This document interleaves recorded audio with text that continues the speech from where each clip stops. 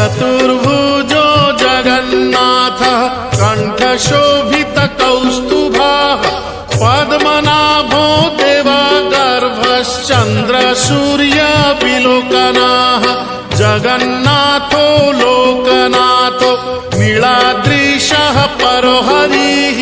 दीनबन्धुर्दया सिन्धुः कृपालुः जनरक्षकः शम्भुपाणिः चक्रपाणिः पद्मनाभो नरोत्तमः जगतां पालको व्यापी सर्वव्यापी सुरेश्वरः लोकराजो देवराजः शक्रभूपश्च भूपतिः नीलाद्रिपतिनाथश्च अनन्तः पुरुषोत्तमः तार्क्ष्योऽध्यायः कल्पतरुः विमला प्रीतिवर्धनः बलभद्रो वासुदेवो माधवो मधुसूदनः दैत्यरिः पुण्डरीकाक्षो वनमाळी बलप्रियः ब्रह्मा विष्णु वृष्णिवंशो मुरारिः कृष्णकेशवः श्रीरामः सच्चिदानन्दो गोविन्दः परमेश्वरः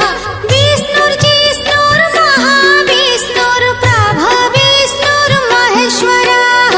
लोककर्ता जगन्नाथो महीकर्ता महाजसाः महर्षिः कपिलाचार्यो लोकचारी सुरहरिः आत्मा च जीवपालश्च शूरः संसारपालकः एकोनेको मम प्रियो ब्रह्मवादी महेश्वरः द्विभुजश्च चतुर्बाहुः शतबाहुः सहस्रकाः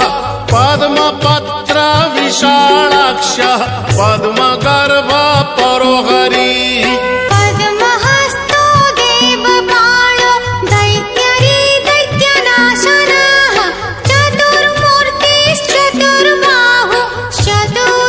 चतुर्मूर्तिश्चतुर्बाहुश्चतुराननसेवितः पद्महस्तश्चक्रपाणिः शङ्खहस्तो गदाधरः महावैकुण्ठवासी च लक्ष्मीप्रीतिकरः सदा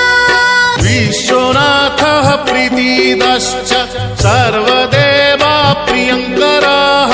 विश्वव्यापी दारुरूपश्चन्द्रसूर्यविलोचनः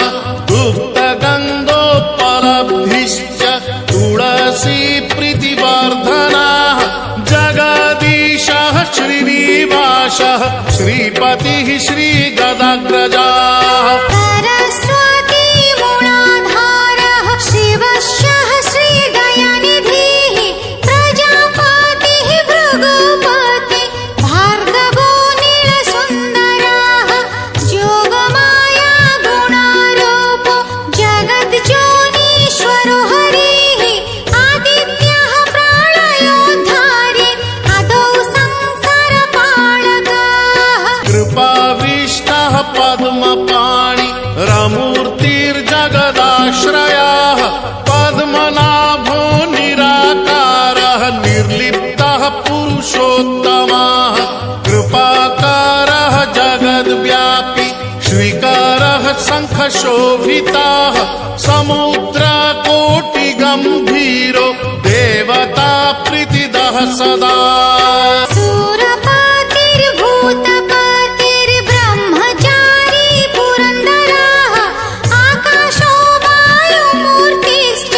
ब्रह्ममूर्तिर्जलस्थितः ब्रह्मविष्णुदृष्टिपालः परमोऽमृतदायकः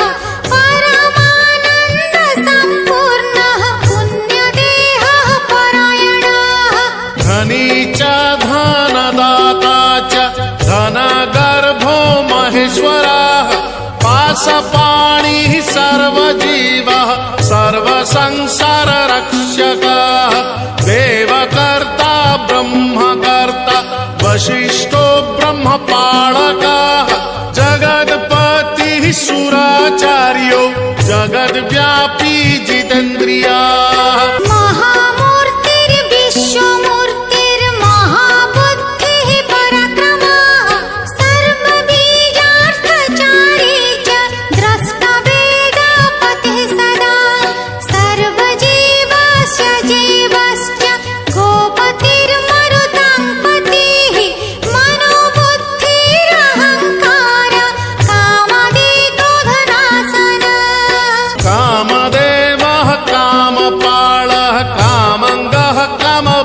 वल्लभः शत्रुनाशी कृपा सिन्धुर्कृपाळुः परमेश्वरः देवत्राता देवमाता भ्राता बन्धुः पिता सखा बालवृद्धस्तनूरूपो विश्वकर